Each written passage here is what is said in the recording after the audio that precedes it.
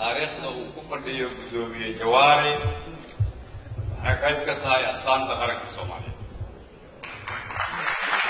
ciddii karaameyn weysa madaxdooda naftooda u soo hurtana horumarkooda uu daciifaayo. markuu gudoomiyuhu ii sheegay inaan imaado waxaan u sheegay meel walbood igu yeerto waa imaanaya gudoomiye.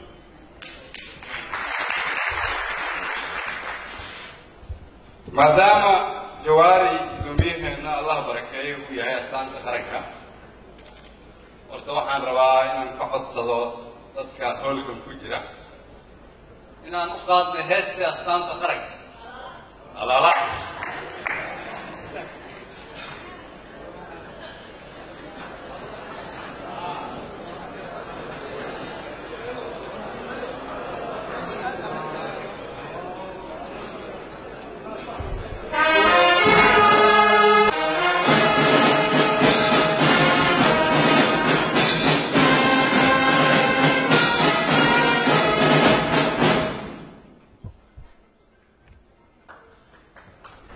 كلهم هذا علينا يا قدومي كحجنا ذي لسه شقيق أنا لسه شقيق برلمان سجالات وحتى النقل جوجو ما هتحول وحكلون أمانة يا برلمان سجالات يجونا أمانة وحكله وأنا الدرنتان إن قدوميها بلاد الصين أيو أي كتبت شغلات سجالات صوبة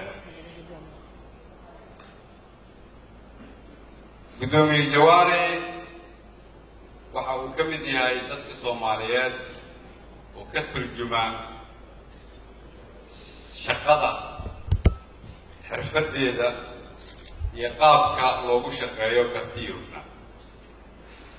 gudoomiyaha waxaan ka faa'iidaystaa khibradiisa mar walba oo shaqo qabanayana waan u tagaa anigoo doonta taladiisa.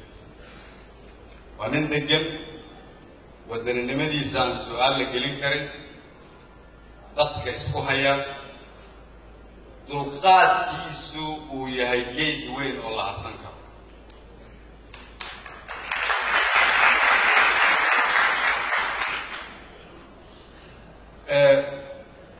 maadaama marka uu Jawaari yahay qof xambaarsan taariikhda Soomaaliyeed, inteena ka yaryar horta waxaan ugu waajibaa inaan ka baro.